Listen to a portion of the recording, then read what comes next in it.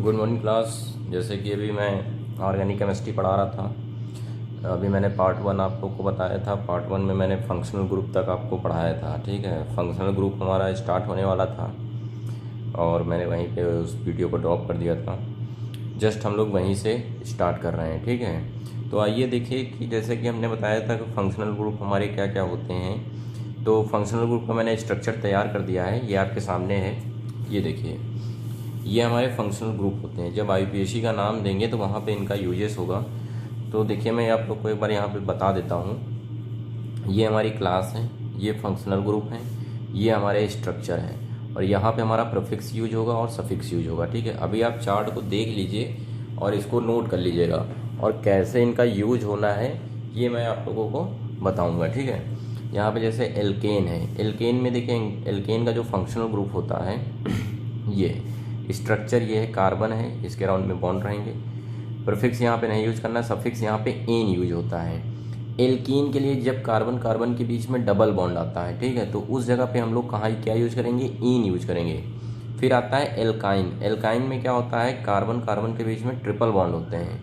और जब carbon carbon के बीच में ट्रिपल बॉन्ड आता है तो उस कंडीशन में हम लोग यूज करते हैं आइन, YNE। ठीक है, फिर हमने वहाँ पे आप लोग को हैलाइड्स के बारे में बताया था। हैलाइड्स हमारे क्या होते हैं, जैसे कि क्लोरो ब्रोमो आइडो, ClBrI और भी होते हैं। तो ये सब आएंगे तो यहाँ पे जो प्रीफिक्स यूज होगा क्लोरो ब्रोमो आइडो यूज होता है। ठीक है, फिर ये एल्कोहल है, एल्कोहल आता है, ये OH होगा। ठीक है, हाइड्रोक्सी बोलते हैं। तो इसका जो स्ट्रक्चर होता है ये देखिए हमने बना रखा है और इसके लिए जो सफिक्स यूज करेंगे OL यूज करेंगे।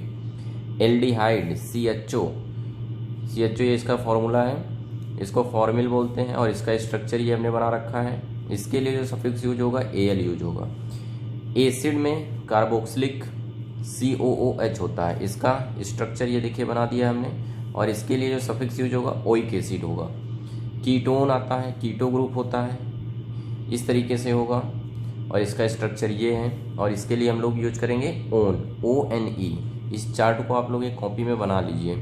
ईथर एल्कॉक्सी होता है, O होगा, इधर भी आपका एल्किल ग्रुप जुड़े होंगे और इधर भी आपके एल्किल ग्रुप होंगे। ठीक है, एल्कॉक्सी एल्केन, इसके लिए हम लोग सफिक्स यूज करेंगे। ठीक है, कैसे यूज होगा ये सब अभी जब आईयूपीएसी हम लोग करेंगे तब आपको बताएंगे। ठीक है, एमिनो ग्रुप होता है, इसके लिए एमाइंस यूज करते हैं, NH2 इसका रिप्रेजेंटेशन स्ट्रक्चर है और एमाइन सफिक्स जो इसका होगा एमाइन यूज होगा। ठीक है, तो अब देखिए कि हमने आप लोग को फंक्शनल ग्रुप जो होता है वो हमने बता दिया है। इसके जो भी फंक्शनल ग्रुप हैं उनके हमने सफिक्स क्या यूज होंगे, स्ट्रक्चर क्या होंगे, सारा मैंने बता दिया। ठीक है, अब हम लोग टाइप वाइज पढ़ेंगे। नियर अबाउट आपको मैं 6 से 7 टाइप बताऊंगा जिसमें आपका टोटली आईयूपीएसी क्लियर हो जाएगा। ठीक है, आईयूपीएसी का international union pure and applied chemistry. ठीक है, कि किसी भी कंपाउंड का आप आईयूपीएसी नेम कैसे देंगे, तो इसको मैं 6 से 7 टाइपों में समझाऊंगा। ठीक है, तो अभी देखिए मैं टाइप 1 में आप लोग को क्या बताऊँगा, आइए बताता हूँ।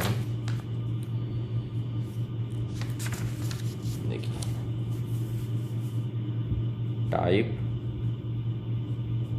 1, जो टाइप 1 में मैं आप लोग को बताऊंगा आईयूपीएसी, इसमें सबसे पहले मैं एल्केन्स के बारे में बताऊंगा।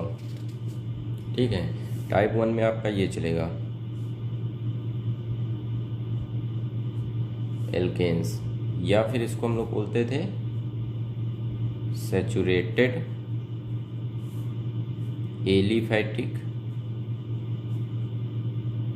Aliphatic hydrocarbon.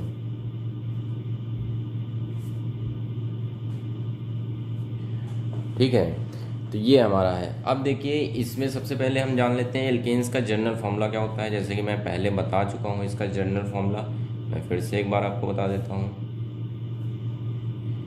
जनरल फॉर्मूला इसका होता है CnH2n+2।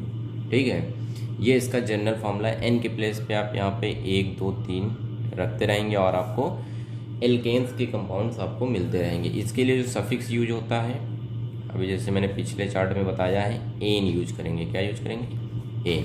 आइए मैं पहला एग्जांपल आपको दिखाता हूँ। अब मान लीजिए कि ये हमारा फॉर्मूला है, इस फॉर्मूले में n की जगह पे मैं अगर 1 रखता हूँ, ठीक है, तो यहाँ पे देखिए जब 1 रखूँगा 1 और यहाँ पे जब 1 रखूँगा तो 1 2 2 और ये 2 CH4 ये आपको यहाँ पे जनरेट हुआ, ये हमारा फॉर्मूला आ गया। ठीक है, अब ये फॉर्मूला आ गया, मुझे इसका नाम देना है। ठीक है, तो इसका नाम देने के लिए सबसे पहले आपको क्या बनाना पड़ेगा, स्ट्रक्चर फॉर्मूला बनाना पड़ेगा। तो स्ट्रक्चर देखिए कैसे बनेगा इसका,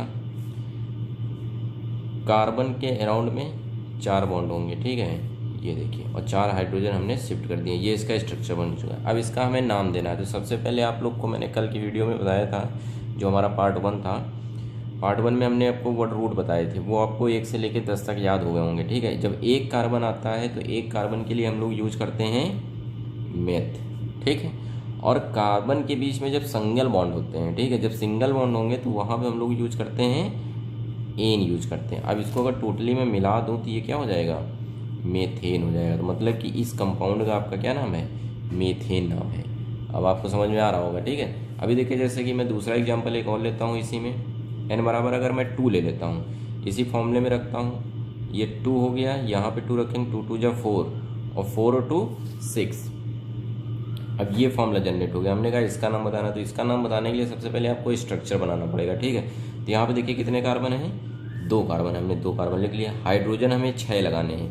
पहले मैं इसके अराउंड में 3 हाइड्रोजन दे देता हूँ, और इसको मैं 3 हाइड्रोजन दे देता हूँ, और इसको सिंगल बॉन्ड के द्वारा मान लीजिए जोड़ देता हूँ। तो अब यहाँ पे मैं कार्बन के अराउंड में बॉन्ड देखने कि 4 बॉन्ड हैं कि नहीं है। ठीक है, अगर है तो हमारा स्ट्रक्चर सही है। ठीक है, क्योंकि कार्बन की बैलेंसिंग 4 होती है, 1 2 3 4, 1 2 3 4। इसका मतलब हमने जो स्ट्रक्चर बनाया सही है, और हमें 2 कार्बन लगाने थे, 2 कार्बन है, 6 हाइड्रोजन लगाने थे, 1 2 3 4 5 6 हाइड्रोजन लगे हुए हैं। ठीक है, अब इसका नाम देना है। अगर 2 कार्बन है, 2 कार्बन का नाम देने के लिए हमको वर्ड रूट में जाना पड़ेगा। वहाँ पे दूसरे नंबर पे आता है एथ आता है, क्या आता है, एथ आता है। प्लस कार्बन कार्बन के बीच में जब सिंगल बॉन्ड आता है तो क्या यूज करते हैं, एन यूज करते हैं। ठीक है, तो अब ये टोटली अगर हम लोग इसको मिला लें तो ये क्या हो जाएगा, एथेन हो जाएगा। ओके, इसी तरीके से मान लीजिए कि मैं तीसरा एग्जाम्पल इसी का बनाता हूँ, n बराबर 3 रखता हूँ, तो C3 यहाँ 3 रखेंगे, 3 2 जा 6, 6 + 2 8, C3 8। अब मान लीजिए इसका नाम देना है, तो इसका नाम देने के लिए आपको स्ट्रक्चर बनाना पड़ेगा। हमें 3 कार्बन लगाने, हमने 3 कार्बन लगा लिया। हमने इसको पहले 3 हाइड्रोजन दे दिए। ठीक है, फिर हमने इसको 2 दे दिए, और इसको 3 दे दिए। अब देखिए हमारे 8 हाइड्रोजन हैं, 1 2 3 1 2 3 4 5 6 7 8 हाइड्रोजन है, और इनको हमने सिंगल बॉन्ड द्वारा जोड़ दिया है। हर कार्बन के राउंड में 4 बॉन्ड होने चाहिए, 1 2 3 4, 1 2 3 4, 1 2 3 4। ठीक है, तो इसका मतलब स्ट्रक्चर हमारा सही है। अब इसको मैं ऐसे भी लिख सकता हूँ, CH3 मतलब 3 हाइड्रोजन थे, इसमें CH2 2 हो गए। अब यहाँ पे अब इस तरीके से अगर आपको चेक करना है, देखिए एक कार्बनिक राउंड में 1 बॉन्ड 3 हाइड्रोजन मिला के 4, यहाँ पे कार्बनिक राउंड में 1 बॉन्ड ये 1 बॉन्ड ये 2 बॉन्ड और 2 हाइड्रोजन मिला के 4। इस कार्बन के राउंड में 3 हाइड्रोजन 1 बॉन्ड मिला के 4। तो इस तरीके से हम देख पाएंगे कि हमारा जो हमने बनाया है एग्जाम्पल वो सही है कि नहीं है स्ट्रक्चर। ठीक है, अब इसका नाम देना है, तो अब वर्ड रूट पे जाएंगे। इसमें कितने कार्बन है, 1 2 3, 3 कार्बन के लिए हम लोग लगाते हैं प्रो, क्या लगाते हैं, pro, meth eth pro. Single bond होने के कारण एन, तो क्या हो जाएगा अब ये, प्रोपेन। टोटल मिला दिया गया तो प्रोपेन हो गया। इसी तरीके से मैं अगर मान लीजिए कि यहाँ पे हमने n बराबर 3 रखा था, अब मान लीजिए कि n बराबर मैं 4 रखता हूँ यहाँ पे, तो C4 यहाँ पे रखिए, 4 2 जा 8 2 10, C4H10 आ गया। अब इसका स्ट्रक्चर बनाना है, 4 कार्बन लगाने, 4 कार्बन लगा लिए, 10 हाइड्रोजन एडजस्ट करने हमें। 1 हाइड्रोजन हमने यहाँ पे यहाँ पे यहाँ पे दिया, 3 1 इसको और इसको, 6 यूज हो चुके हैं। अब 2 2 इसको दे देता हूँ।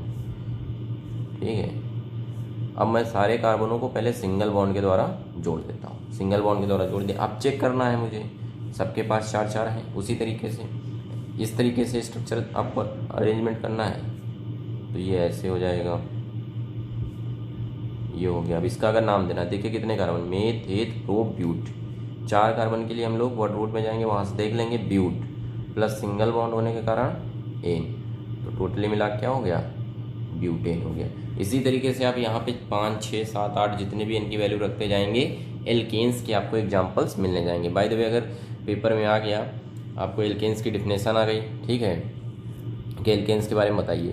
तो आप एल्केन्स की डिफिनेशन मैंने बताई है पहले पार्ट 1 में, तो वहाँ से आप एल्केन की डिफिनेशन याद करके वहाँ से लिख लेंगे, ठीक है। और इसके एग्जाम्पल अगर देने होंगे तो अगर आपको फार्मूला याद है तो इस फार्मूले में 1 2 3 4 ऐसे रख के कई सारे आप इसके एग्जाम्पल आसानी से दे सकते हैं और नाम भी एग्जाम्पल्स के लिख सकते हैं कि जो हमने एग्जाम्पल कंपाउंड बनाए उनके नाम क्या हैं, ठीक है। तो अब इसी तरीके से अब हमारा ये टाइप 1 क्लियर हो चुका है। अब टाइप 2 पे पहुँचते हैं, ठीक है। तो टाइप 2 में देखिए, ये टाइप 2 बताता हूँ। टाइप 2 में हम लोग पढ़ेंगे एल्कीन्स, ठीक है, एल्कीन्स, या फिर इसको हम लोग बोलते हैं अनसैचुरेटेड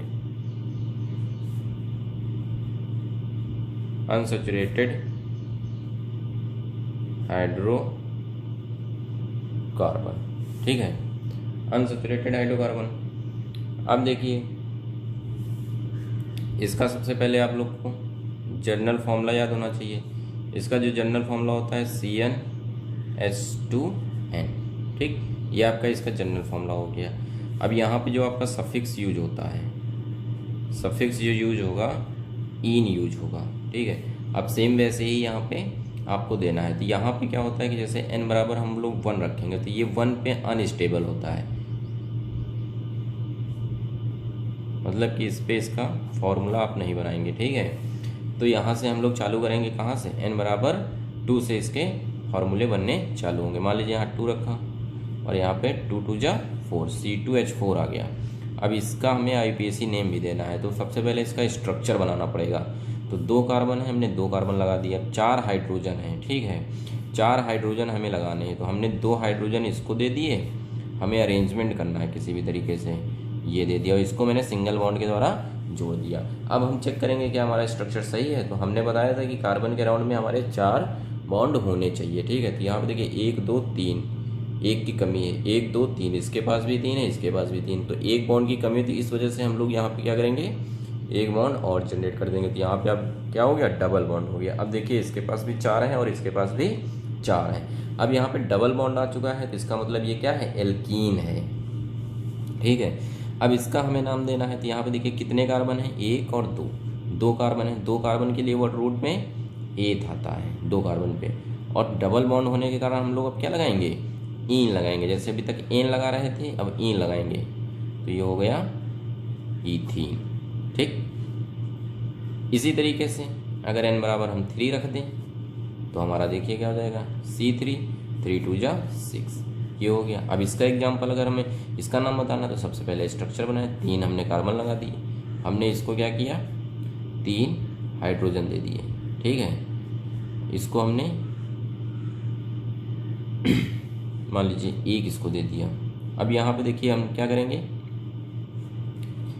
1 इसको दे देते हैं, ये मान लीजिए हम ऊपर दे रहे हैं, ठीक है, ये हमने दे दिया और 1 इसको दे दिया। यहाँ पे हम 1 ही दे रहे हैं, ठीक है। अब इसको हमने जोड़ दिया, हमें पास देखिए 6 हाइड्रोजन थे, 1 2 3 4 5 6।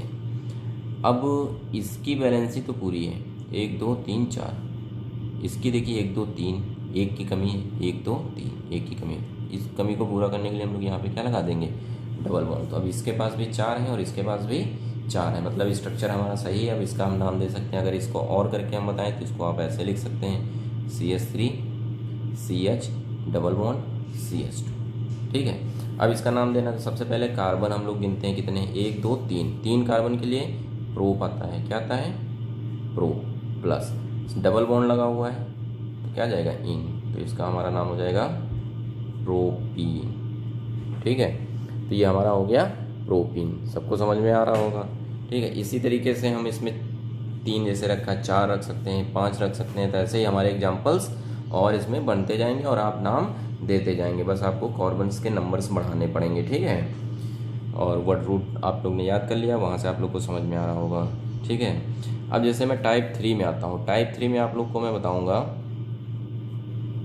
एल्काइंस के बारे में, ठीक है। अब यहाँ पे आप लोग एल्काइंस देखिए कैसे इसके एग्जाम्पल्स आएंगे।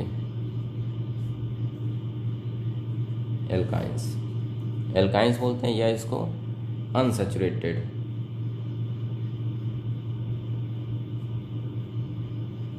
अनसैचुरेटेड एलिफैटिक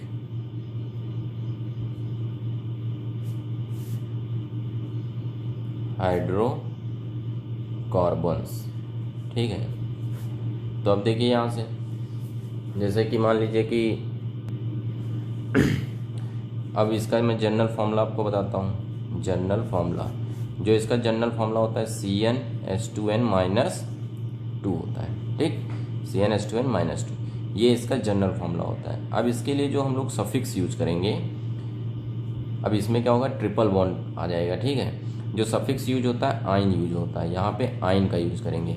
अब जैसे कि मान लीजिए कि यहाँ पे आपको बताते हैं एग्जांपल, तो n बराबर 1 पर जैसे ये अनस्टेबल था वैसे ही ये भी रहेगा। तो यहाँ पे भी n बराबर 2 से चालू करेंगे। n की वैल्यू मैं 2 यहाँ रखता हूँ, तो यहाँ मान लीजिए मैं 2 रख रहा हूँ 2, और यहाँ पे रखूँगा 2 2 जा 4, 4 में से 2 इस बार माइनस हो जाएगा, तो ये बचा। मतलब कि 2 कार्बन हैं, 2 कार्बन स्ट्रक्चर में बना रहा हूँ क्योंकि इसका नाम देना है, और हाइड्रोजन 2 हैं, तो एक हाइड्रोजन मैं इसको दे देता हूँ और एक हाइड्रोजन इसको दे देता हूँ। ठीक है, और इसको कार्बन को सिंगल बॉन्ड के द्वारा जोड़ देता हूँ। अब लेकिन इसके अभी कितने बॉन्ड की कमी है, यहाँ पे 2 बॉन्ड है, 2 बॉन्ड की कमी है। 2 बॉन्ड की पूरी करने के लिए हम लोग यहाँ पे एक्स्ट्रा 2 बॉन्ड और लगाएंगे, तो इस वजह से यहाँ पे कितने हो गए, 3 बॉन्ड हो गए।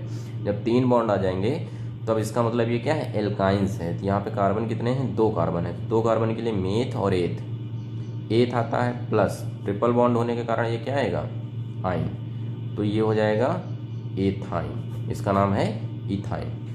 अब जैसे यहाँ से क्वेश्चन ये पुटअप होता है कि अब जैसे ये कंपाउंड इतने सारे हमने बना दिए हैं, अब किसी ने आपसे पूछ लिया कि ये बताइए ये सैचुरेटेड है कि अनसैचुरेटेड है, तो ये अनसैचुरेटेड है। कैसे अनसैचुरेटेड, क्योंकि डबल बॉन्ड या ट्रिपल बॉन्ड जिन कंपाउंड्स में आएंगे, ठीक है, वह अनसैचुरेटेड हाइड्रोकार्बन्स होंगे। किसी ने पूछ लिया ये हाइड्रोकार्बन है, C2H2 क्या है, ये हाइड्रोकार्बन है, क्योंकि ये हाइड्रोजन और कार्बन से मिलकर बना हुआ है। ठीक है, कैसा हाइड्रोकार्बन है, सैचुरेटेड है कि अनसैचुरेटेड है। तो सबसे पहले आप इसका स्ट्रक्चर बनाएंगे, स्ट्रक्चर बनाएंगे तब उसमें आपको अगर डबल बॉन्ड या ट्रिपल बॉन्ड आ जाता है, ठीक है, तो इसका मतलब अनसैचुरेटेड है। अगर डबल ट्रिपल बॉन्ड नहीं आता है, ओनली सिंगल बॉन्ड रहता है, तो इसका मतलब होता है वह सैचुरेटेड हाइड्रोकार्बन है। तो यहाँ पे आप सैचुरेटेड अनसैचुरेटेड हाइड्रोकार्बन्स पहचान सकते हैं। ठीक है, आप लोग को समझ में आ रहा होगा।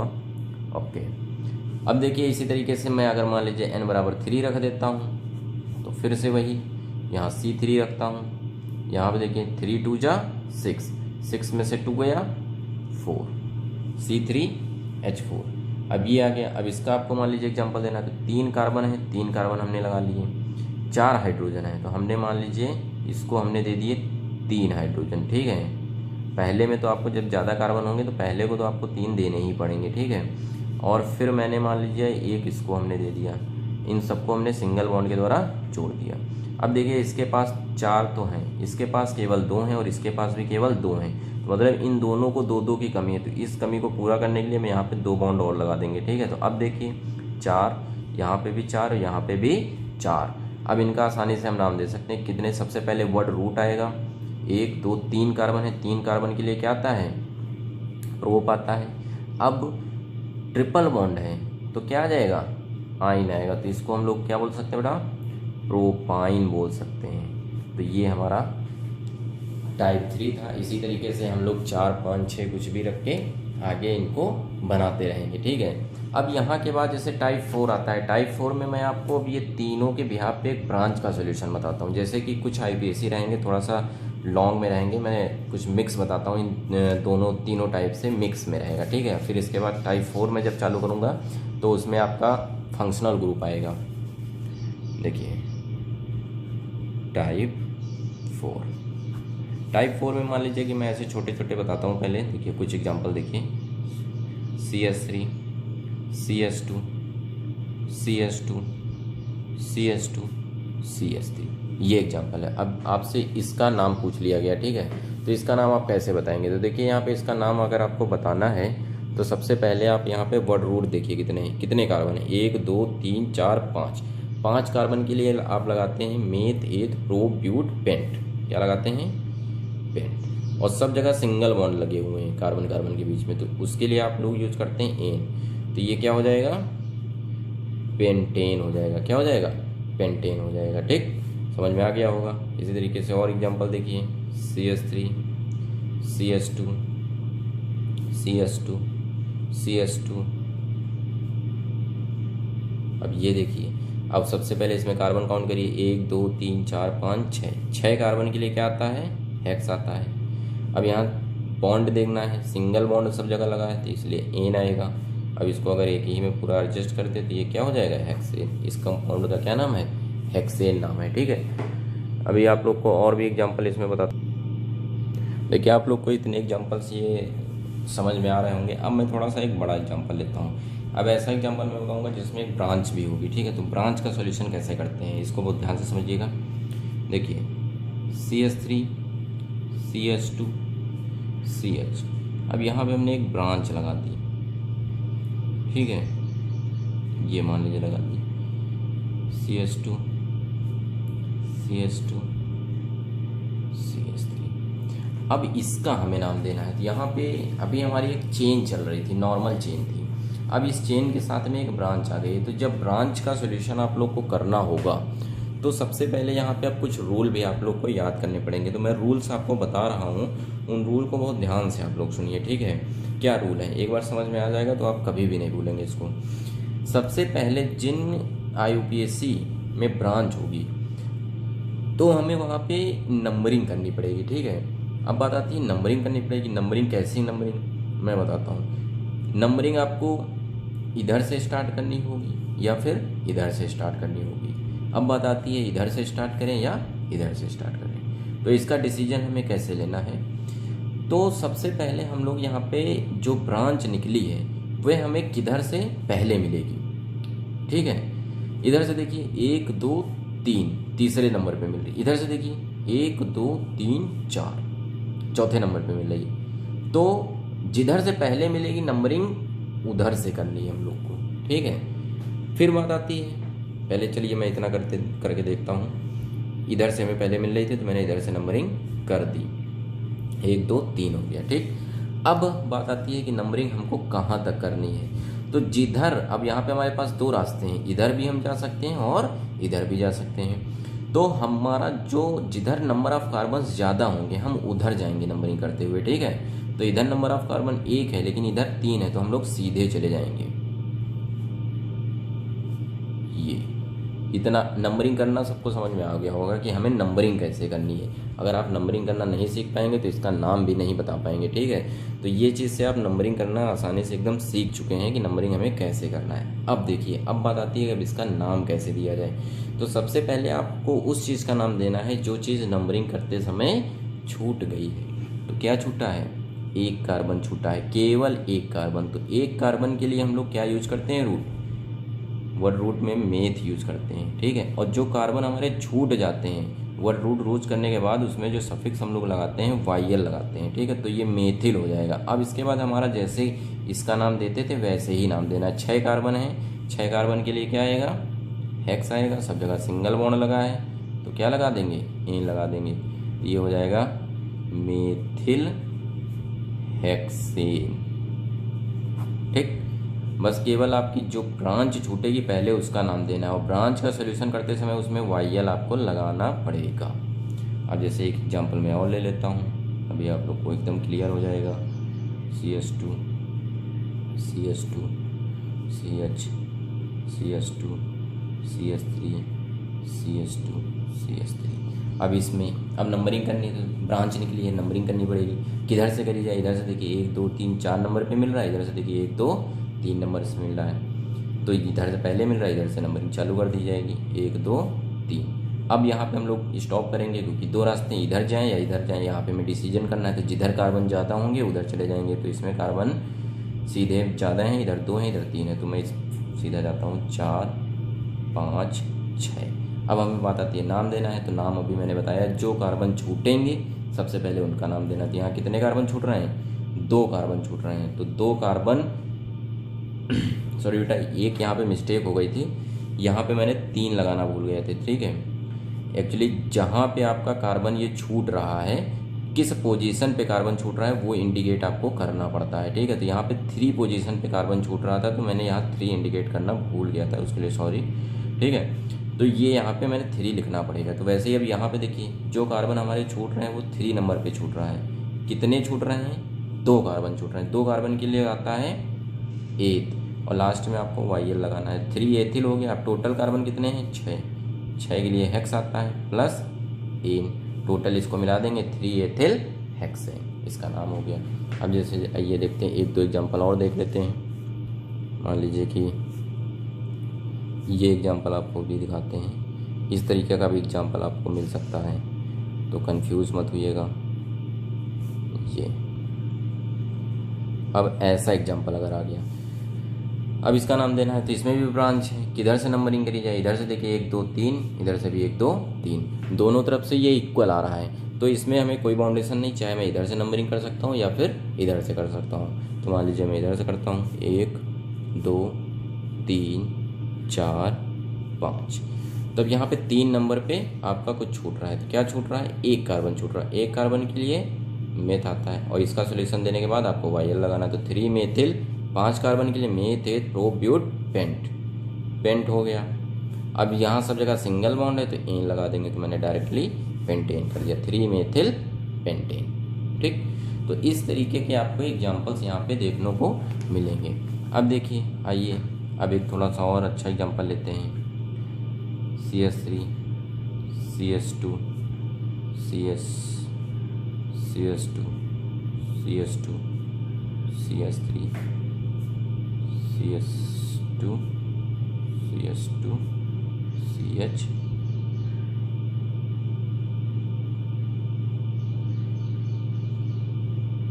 यहाँ पे कर लीजिए, इसको फिनिश कर दीजिए। ठीक है, अब आपको जो चीज़ मैं बताना चाह रहा हूँ आपको अब समझ में।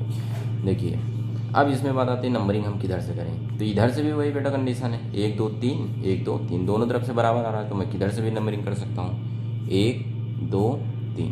बट यहाँ पे हमारे पास 2 रास्ते हैं। अब यहाँ पे क्लियर करना है हमको, इधर जाना है या इधर जाना है। इधर देखिए 2 कार्बन है, इधर 3 कार्बन। जैसे मैंने रूल बताया था कि जिधर हमारे कार्बन ज़्यादा होंगे नंबरिंग करते हुए हमें उसी साइड जाना है, तो हम लोग इधर आ जाएंगे।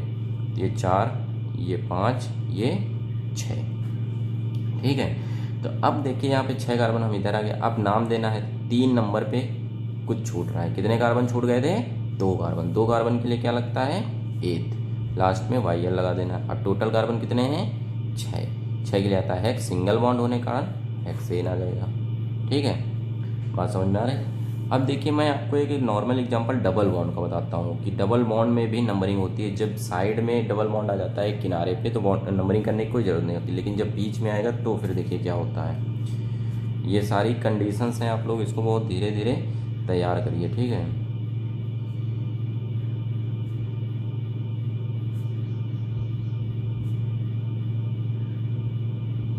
बस इतने पे छोड़ दीजिए।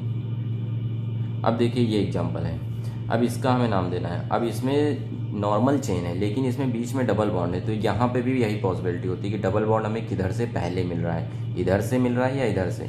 1 2 तीसरे नंबर पे आ रहा है, इधर से दूसरे नंबर पे आ रहा है, तो हम लोग इधर से नंबरिंग करेंगे। 1 2 3 4 5। ठीक, अब इसका हमें नाम देना है, तो नाम देंगे। देखिए टोटल कार्बन 5 है, मेथ एथ प्रोब्यूट पेंट, पेंट और डबल बॉन्ड है तो इन लगेगा, लेकिन कितने पे लगेगा? 2 पे लगेगा। इन कहाँ लगा हुआ है? 2 पे। तो ये आपको यहाँ पे दिखाना पड़ता है। जैसे टोटल कार्बन हमारे पेंट हो गए, इन लगा हुआ है, डबल बॉन्ड है, तो लेकिन डबल बॉन्ड लगा है तो कहाँ पे लगा है? 2 पे लगा है, तो ये हो जाएगा। या फिर इसको हम ऐसे भी लिख सकते हैं, पेंटीन कर दीजिए पूरा, और फिर साइड में आपको 2 दिखाना पड़ेगा। जैसे कि अभी हम यहाँ पे डबल बॉन्ड आपको यहाँ पे हमने पढ़ाया था, तो इस जगह पे ये हमारा टाइप 2 था। यहाँ पे देखिए हम लोग डायरेक्ट एथ प्लस इन 1 नहीं लिख रहे हैं, क्योंकि 1 ये फर्स्ट पोजीशन पे ही मिल रहा है। यहाँ पे देखिए पहली पोजीशन पे, तो 1 लिखने की ज़रूरत नहीं होती। अगर ये बीच में कहीं आता है तो हमें इस चीज़ को दिखाना पड़ता है कि किस कार्बन पे लगा हुआ है। ठीक है, तो यहाँ पे हमने जैसे दिखा दिया, पेन 2 इन भी लिख सकते हैं या फिर पेंटीन 2 लिख सकते हैं। इसका मतलब ये होता है कि दूसरे कार्बन पे आपका डबल बॉन्ड लगा हुआ है। ऐसे ही सेम आपको ट्रिपल बॉन्ड में भी यही कंडीशन होगी। जैसे जिनको IUPAC में ट्रिपल बॉन्ड आ जाएगा, तो सेम आपको यही करना है, बस केवल वहाँ पे इन की जगह पे क्या यूज होगा? आइन यूज होगा, क्योंकि उसका सफिक्स आइन है। ठीक है, तो आज का वीडियो मैं यहीं पे ख़त्म करता हूँ दोस्तों।